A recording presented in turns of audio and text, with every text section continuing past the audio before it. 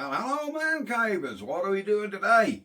No more auction video, you'll be pleased to know. We're going to do a couple of odd jobs on the Crossley.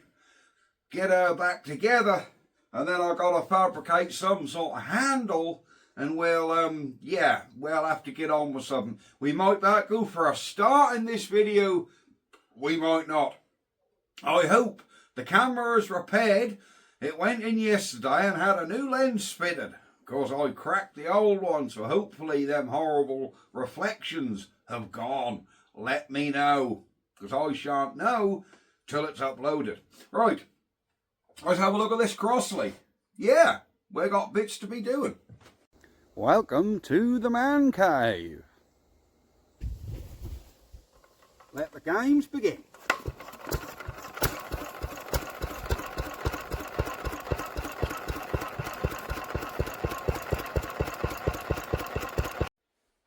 Well guys, here is the Crossley, and I do not like the HT lead on this engine. I think it's too short. Instead of it hanging across the back here, I'd rather it come around the side, through, and then onto the plug. So I have a new piece of HT lead. You're going to be going, Adam, this is boring. You know, we don't want to see you changing an HT lead on an old engine. Well, maybe not, but some of you may do. So I've got to pull the little boot off, because some of you may not even know how to do this. So we pull the little boot off. You can do it without taking this piece out, but for simplicity, I'm going to take it out, so you can see exactly what has to be done. So we just pull him off. This little Bakelite fitting will come out the end here. Be careful, the little carbon brush don't fly out. And then on the other end, the spark plug end, come on, unscrew off the spark plug. You can undo this nut here, but because I painted this engine, I don't really want to undo that and break the paint. So we can now slide our lead out. There we go. And then we'll get this end onto this lead and get it back on. Very simple. Right, we're back on the bench. So this piece, if you're wondering how these come off, they simply unscrew, look. So we can unscrew this end off here, and you ain't got to fray the end of the new wire or anything. Here, that's off. See, there's a thread in there, and that self-tap into the end of the lead. So we mustn't forget, take our rubber boot off the old lead, slide this on the new lead. This is quite old and brittle, but it should still work. I ain't got a lot of pliability anymore. There we go, we'll slid him on. It's very simple now. You just get this lead and you just jam it on, and you just push and screw, and that'll eventually pick its thread and go on. But you do have to force these buggers in sometimes.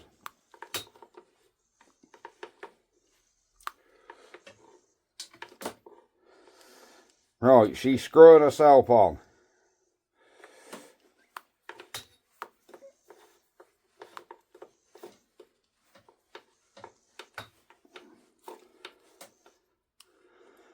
There you go.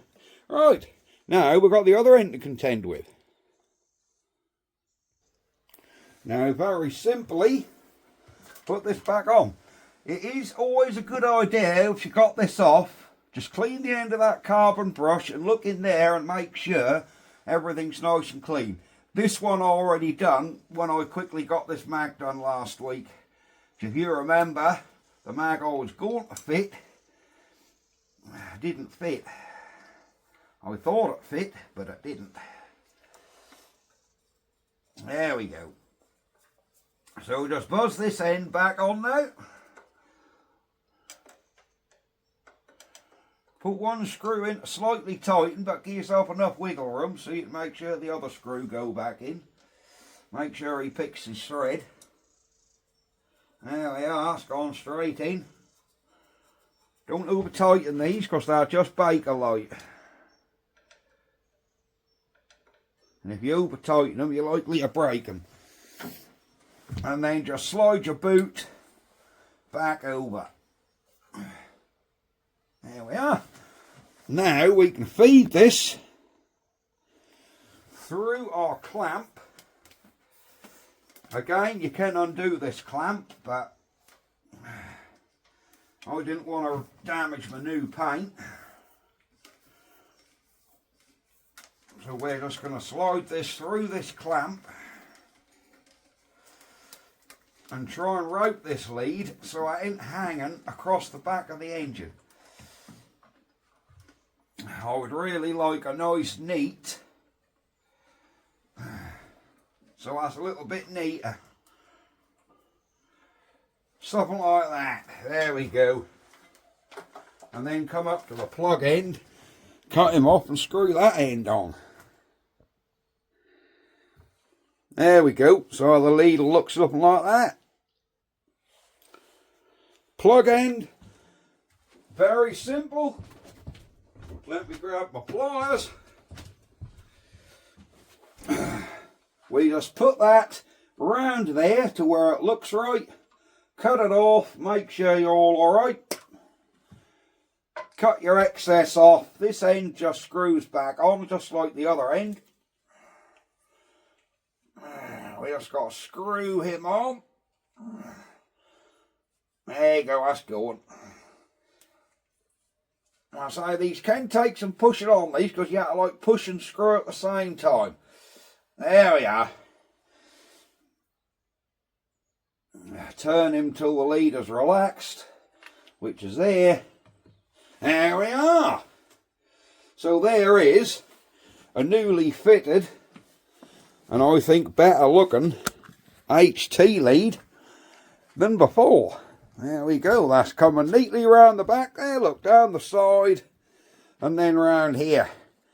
I think that looks much better. Could that do with being a tad shorter? Possibly. That'll be alright though, we can readjust because it's cold and that is a little bit stiff at the minute. Stop that sniggering. Anyhow, we have a couple of other bits to do while we're here. I have the carb back on, as you see, but I don't have the needles back in or the pickup into the tank. Nothing like that. So we might as well get you back in here and we'll have a go at doing some of that.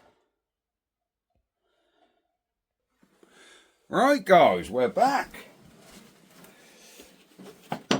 Here's our bucket.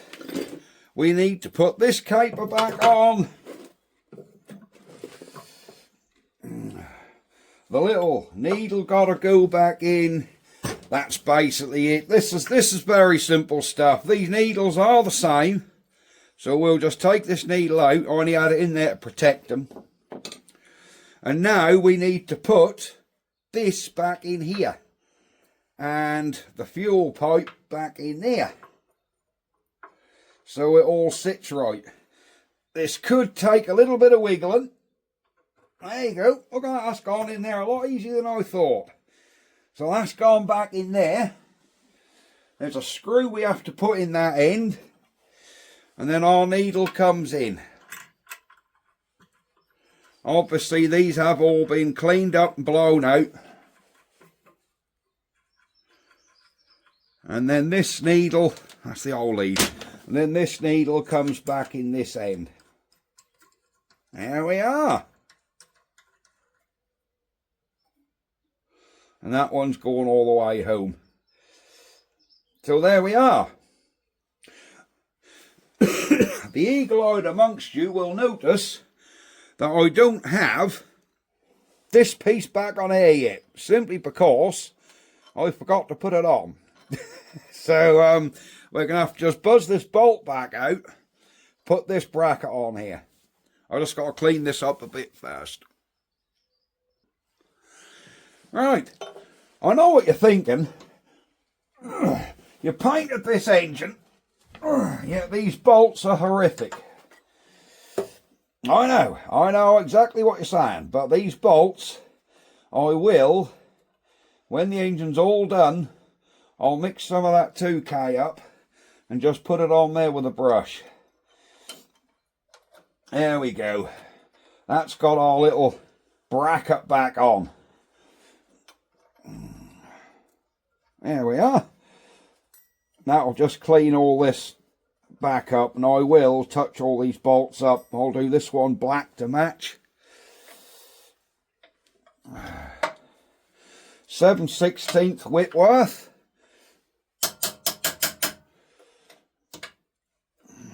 Come on, don't you, buddy. Come on, turn around on me. You tighten. There you go. That's tying that nut up. And this actually holds the governor. So when we adjust our spring here, if I take the lock nut off, we can adjust this, look, to take tension on or off that spring. And that now pushes on the back here. So it's actually got somewhere to push, where it didn't before. So I think we need a bit more tension on that. Of course, this throttle should return.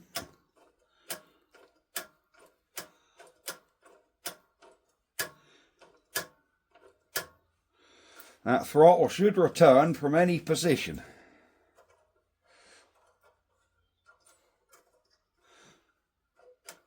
There you go. No, she's a little bit stiff up that end. No, she's alright. So we can lock that down, and I think that governor is about right. But yeah, I'm going to know it'll be start the old girl. There you go. Right, so I think our carbon, that is all back together. This is getting marvellous. I'm loving this thing. Right, the next job we got is this oiler I put on. I've just loosened it. That don't hold oil. Let me show you what I mean. Right, now this oiler, what I fitted on the engine, I did to start with. The beady-eyed amongst you will notice that I had this arrangement fitted on one of the early photos having this back together. Because this is the original Crossley piece, and there should have been something, I assume, an oiler, well there would be an oiler because there's a drip, go in here. But that was missing, and I managed to get this one off my friend Paul Neve. But I didn't like the look of it. I thought it looked too, for a start there's two sight glasses, I thought it looked too clumsy. Yeah, it just stuck up, didn't look right. Looking through my box, I had to lose the original Crossley piece, but I found a nice oiler here, a very, very large brass one, really nice, which fitted straight in the compressor. So right or wrong, this is the one I was going to go with, because I think it looks better than having that little one on there. What do you guys think? Do you think that big one looked better than having this straggly outfit on there? I don't know. Anyhow, I did take this to bits and clean it out, but it's leaking oil around the bottom. You can see it, look. It's leaking oil around the bottom here. So we have, it's not sealing. Somehow the glass is not sealing around the bottom. When I filled it up with oil, that started coming out around here, which is not good. When I had it to pieces, I did notice a seal. But, yeah, the seal clearly didn't do nothing. Or it weren't mating up anyhow. So we'll take this oiler to pieces again. Some of you might not know how these oilers work. You just take the centre out. Can you see what I'm doing? You can. Take the centre out, and that's a needle and a spring, look. Then you've got a nut on here, which we need to undo. Let me get the right size spanner. Right, here we go, 5/16 Whitworth, and we just turn this nut right off, and then this whole oiler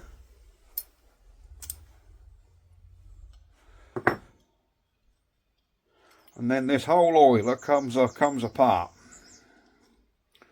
Nut, the little locking tab, the little cover, and then this top should now spin off.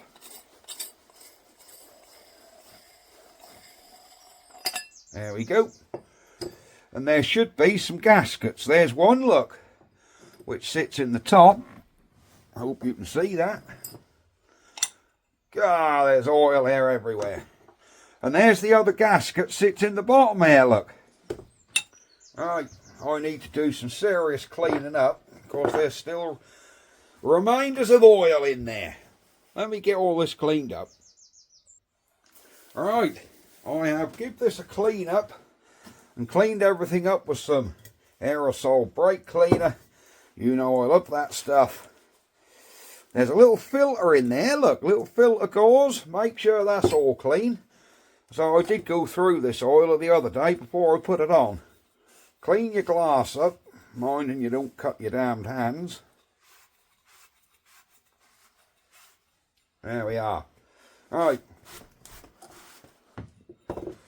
Now we've got to fathom why that was leaking around the bottom. It shouldn't have been. No, that shouldn't have been leaking around the bottom, but for some reason it was. Now, did I have this glass on the wrong way up? Because I've just noticed something I hadn't noticed before. Look how the glass is thin this end and thick that end. I'm wondering if I had this on upside down, so the thick end was at the bottom. Because I'm assuming, sorry, the thick end was at the top. I'm assuming you want your thick end at the bottom, where it needs to seal better. Let me get this oiler in the vise so we can actually work on it. Alright, here we are. We'll just get this oiler nipped gently in the vise. And got a seal here, look, which if I take it out actually looks good. I can't see anything wrong with this seal. It's not cracked, it's not perished. So I'm wondering why it was leaking.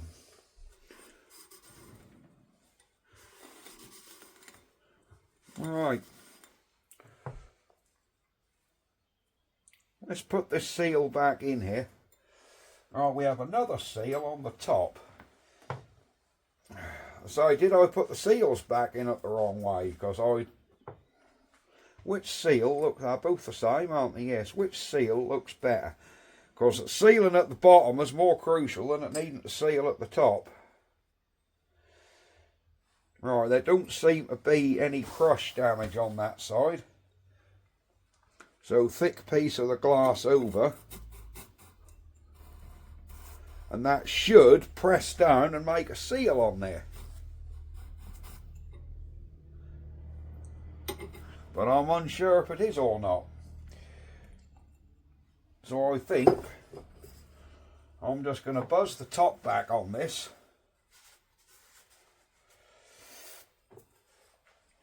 Because we can test all this before we reassemble. Or before we reassemble fully.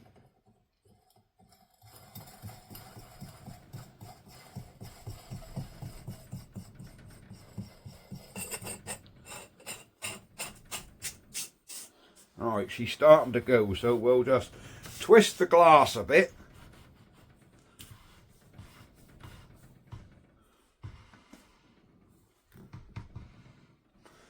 And hope that that's sealed up. Now how we can tell is just by filling this damn thing up with oil on the bench here.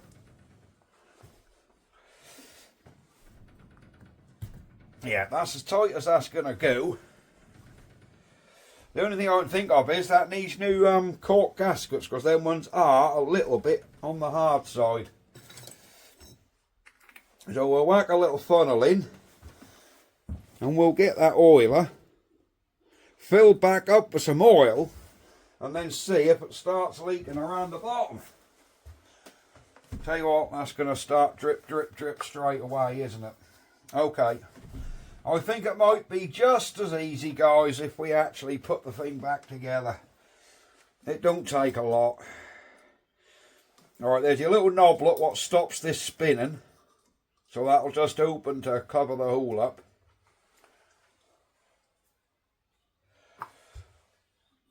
Then we want our little locking tab. and then our nut.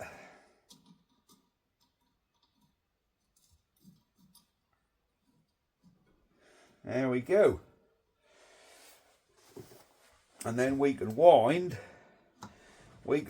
this right down, making sure that's keeping our little tab in the right place.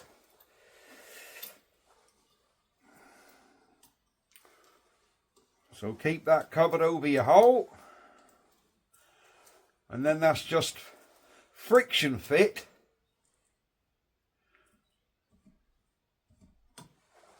That's about right. You can still open and close that, look. Friction fit there. And then this just a normal needle with the spring that goes back in here. There you go. That's just where it's going over that node lock nut.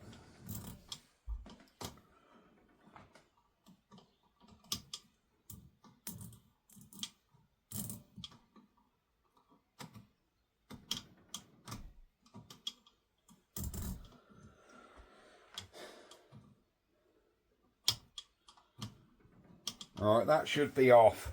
So we'll open him up and fill him up with oil, guys.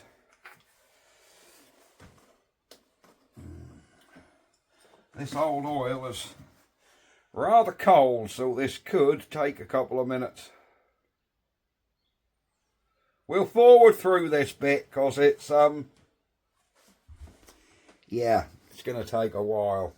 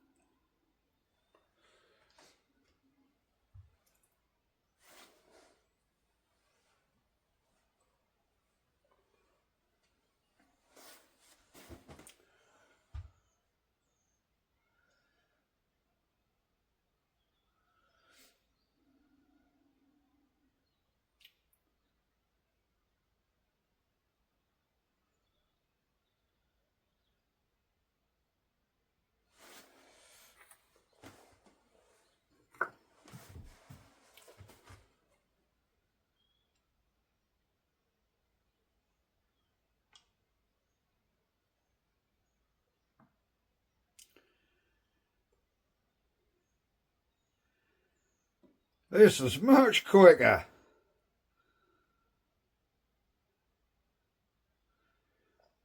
And you don't spill nothing, look. Look at that. Oh, one little chipper over there. There we are. Close him up. Right. Well, straight away I can see that it don't appear to be leaking. As soon as I filled it up like that the first time, it did start leaking.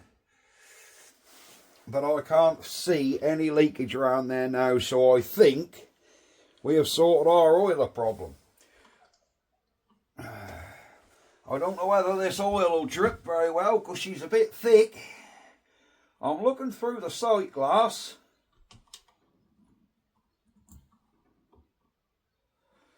To see if we get any drip. Oh yes, we've got a drip. Let me get you down here. Alright, here we go. At the minute, the oil is off, look. And if we look through our little sight glass, when I lift that up, see that drip? That's what it feeds your oil, and that drips right through, and that's going on to the vice, look. And then you fine tune that by just turning this thread out. See, the further we go out, the more it drips. The further we turn it in, the less it drips. And you want about 20, between 12 and 20 drips a minute. You know, some people have more oil, some people have less. So we'll go in a couple more clicks. The lever's up. And we're now getting a steady drip. Not much. Let's go open a click. Open another click. So we're going to open 2 clicks.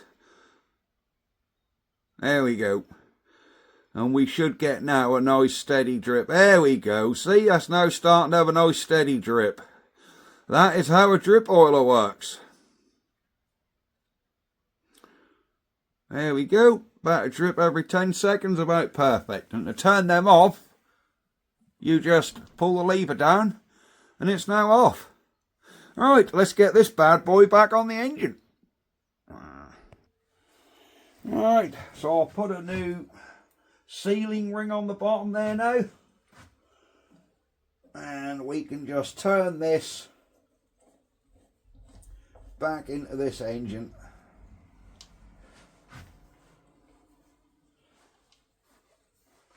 And nip him up with a spanner. Alright.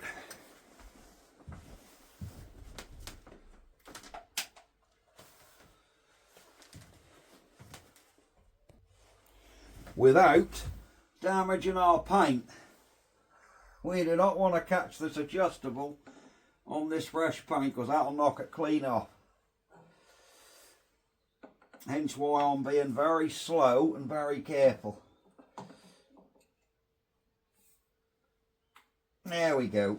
Right, our oiler is on. Right, there's one more thing I want to check out with you guys. I'm not sure what rotation this engine runs at. I've asked a couple of buddies. They'll get back to me. I didn't have a handle come with this engine.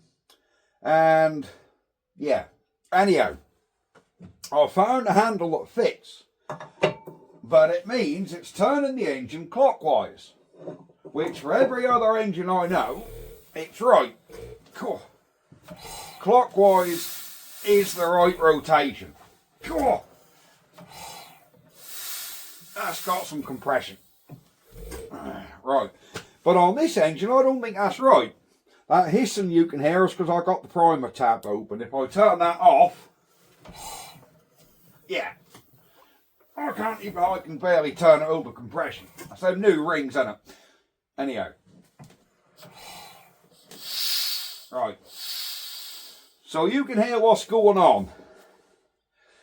Right, top valve is your exhaust. Bottom valve is your inlet. Sucks up from the carb out this exhaust. Now these valves don't appear to work in the right orientation, but I want to double check with you guys. You'll be able to say, oh yes, you got that wrong, Adam. Not unheard of. So I'm going to start turning this engine slowly. Right, we've just had compression. Now the inlet's come open, look. Oh, let me do this by hand. The inlet's now open, but then it goes straight to exhaust, which is this one, which is now opening. Now we've got compression, you can hear it. Now it's sucking.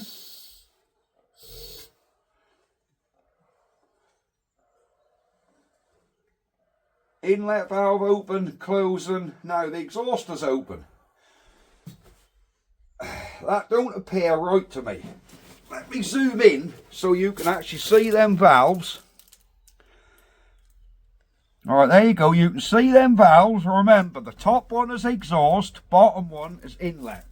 And I'm going to turn this engine clockwise slowly, which is the rotation the handle goes. So the handle I got turns this clockwise, but we don't have a spark either. And I know the mag does have a spark, so I think the mag's probably turning the wrong way as well. So, here we go. We've got compression. It now appears to be sucking. The inlet valve opens, look. We keep turning. There's no compression now, it just goes straight to exhaust valve. Then we've got our compression. So I think this engine's turning the wrong way. Let me now turn it anti-clockwise, which would mean this engine is the only Crossley I know of in history that's reverse rotation. Could it be? We got compression now, I can hear it. Alright, it's now pushing out the exhaust. It's starting to draw the air in. There's our compression. Pistons now going down, power stroke, coming back up, exhaust, and then it draws another load of fuel in, compress, bang, power stroke, exhaust. I think this engine runs this direction. I think it runs anti-clockwise. So for some reason we have a reverse rotation perhaps, but I want your guys' opinion. That way I just turned it, was that right?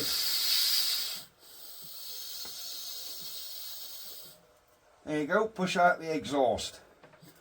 So now draw it in. Compressing. It's just reached top dead centre. Power stroke's pushing the piston back down. Piston comes back up, pushing it out the exhaust. I think that's the right rotation. I'll go back the other way now, so we'll go clockwise. Exhaust valve opens. Compress. Let's try to suck on something and can't. Inlet opens, then straight to exhaust. It definitely runs reverse, don't it? Or have I got that all wrong, guys? Let me know what you think. Anyhow, if so, I need a handle so I can turn this the other way. All them handles I've got, 30 odd handles, and the only one that fit the crank is this one. And you can't reverse the rotation on it. So I'm going to have to cut this handle off here and put it on this side. So that'll turn the engine the other way. Right, I'm going to have to look how long this video is, because I think we might be about time. Right guys, that's going to be it for this video. Hope you enjoyed it. Thank you very, very much to all of you that have donated on Buy Me a Coffee and that. It's all very, very helpful. Little update, Mrs. Man Cave.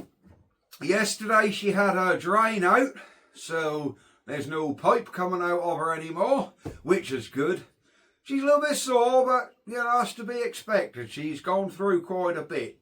So yes, the plan is now we've got to wait till go back to hospital on the 31st, and then she'll get some results of what was taken out, and that'll tell them what treatment she got to have here on. Whether it's just radio or radio and chemo, don't know yet. So they've got to see what they've cut out and what's left and what they've got to do without getting too graphic. But yep, she's alright. She's resting a lot, but she's in good spirits.